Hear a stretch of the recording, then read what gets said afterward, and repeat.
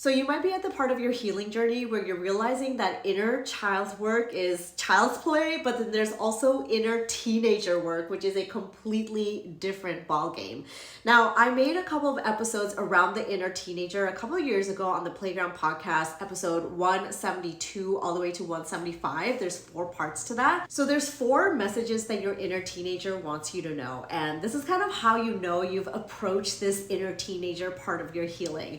So it kind of feels like you're going backwards. You know, you were doing all the love and light, you were doing all the inner child healing, you resolved that, you've integrated this little version of you from the past, you've taken care of them, you parented them, you nurtured them, and now all of a sudden you're kind of angry, you're like mad, you're a little resentful, you're feeling like you're reverting backwards, you're going back to this old version of you that feels like none of the healing ever happened. You know, you feel like you're mad at your parents, at your family, at your this, at your that. You thought you were over it, right? You already did all that healing stuff, and all of a sudden this energy starts to resurface, and it's not just up here, right? Like, you're not reliving stories up here, it's in your physical somatic body where you start to feel you're very irritated all of a sudden. The first part of dealing with your inner teenager is to acknowledge that your inner teenager is here, because there's a version of you that is asking you for attention. So when you did your inner child's work, it was like all the way in the past, and when you do your future you and your higher self work, it's all the way in the future. And there's some work that you do in the present moment, but in the timeline, in the quantum timeline, there's all of these versions of you that already existed, and the inner teenager is basically a version of you that feels like you had to do everything by yourself. Whether that's true or not, that's not the point, but it feels like I have to do everything by myself. I am so angry, I'm resentful, I'm bitter, I feel very angsty, I feel angry. And there's kind of this like rage energy that's coming up. And you in the present moment, you're just like, I'm not angry, I don't feel mad, I'm over this thing. And you think that up here, but somatically your inner teenager says, no, we feel differently. There's still a part of us that is self-sabotaging. There's still a part of us that doesn't feel like we're enough. There's still a part of us that is comparing, that is asking for permission in places where we don't need to. There's still a part of us that are doing the things that we used to do as teenagers in our adult lives, and when we don't acknowledge the fact that there's this inner teenager energy carried over to our adult life, it starts to replay the same patterns.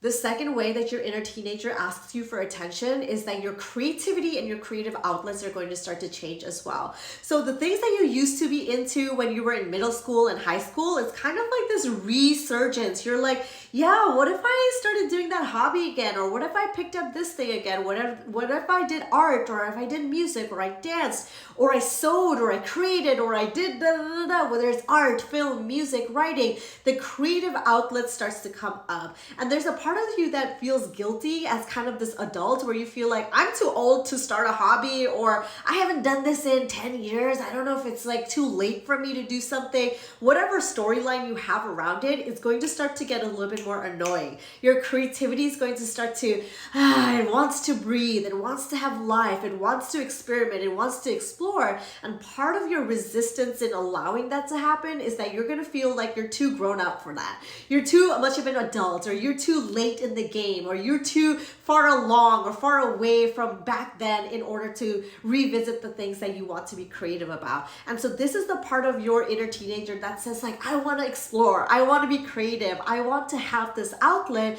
So allow your inner teenager's creativity to kind of show up. So maybe that's in the way that you dress, or that's in the hobby that you pick up, or you start to take a class, or you join a group, or you're, you know, whatever outlet you have, that creativity is going to want to be expressed. The third way that you'll know that this inner teenager energy is like surfacing for you is that you start to pretend like you don't care.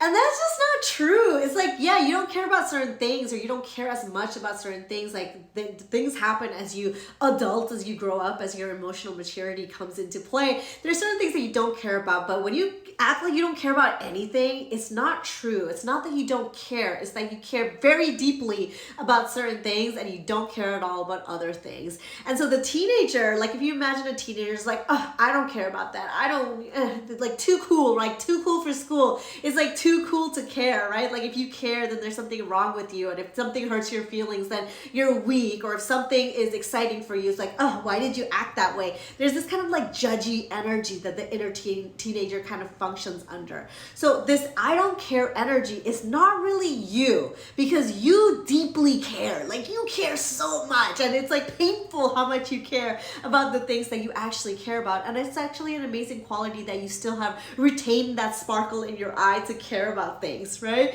Because to not care about anything is like pretty boring. It's pretty dull. It's pretty immature not to care about anything. Like there's not one thing that you have an interest about. There's not one hobby, not one topic, not one, circumstance or situation that you can feel passionate about. That's not cool either, right? So the inner teenager will have you start to think that like, I don't care about anything. Like I'm subscribed to, I'm too cool for that. I'm unsubscribed from this. I'm not passionate about that, because passion sometimes is a scary thing. So the inner teenager pretends like it doesn't care so that it doesn't have to go all the way in and risk failing, risk being abandoned, risk rejection, risk being a beginner, risk not doing something that well. The fourth and last thing that I'll leave you here with in terms of your inner teenager is that your inner teenager will have you believing that people have to earn you. Let's break that down, because not everybody deserves you. Not everybody should have access to you. Not everybody understands your boundaries, and you should have boundaries and you should have standards. Yes, all of those things are true, but believing that you have to be earned all the time does something different than what you think it does. So it basically makes you hold on to your light, hold on to your gifts, hold on to your joy, hold on to your laughter, hold on to your jokes, hold on to your creativity, because people didn't earn it. And so it's not really hurting them in the way that you think it's hurting them. It's actually hurting you, because you have to hold it all in until somebody's out here worthy enough to be shared with. When the inner teenager doesn't understand that the ability to share and the ability to be open is actually part of your gift. It is part of your healing. It is a part of you being embodied in your fullest self. So when you're making everybody earn everything, yeah, certain things people have to earn. Not everybody has access to you, and not everybody deserves you, right? Like, yeah, those things. And also being able to understand that the gift that you have, you're not meant to hold in this like little clenched little arms, right? Like me, T-Rex, mine. Is to say, this is who I am, and I'm giving myself permission to share what it is that I have, whether it's my art, whether it's my voice, whether it's my jokes, whether it's my creativity, whether it's my brain, whether it's, right, like whether it's whatever it is, your body, your energy, your mind is wanting to be expressed in a different way. So when you feel so constricted that like I have to hold on to it tight because they didn't earn it, that is your inner teenager roughing you up from the inside out. All right. So I have these full episodes on all of these 4 stages of the inner teenager on my podcast, The Playground. It's episode 172, 173, 174, and 175. So you can go ahead and listen to those for more context about some of the concepts that we talked about today.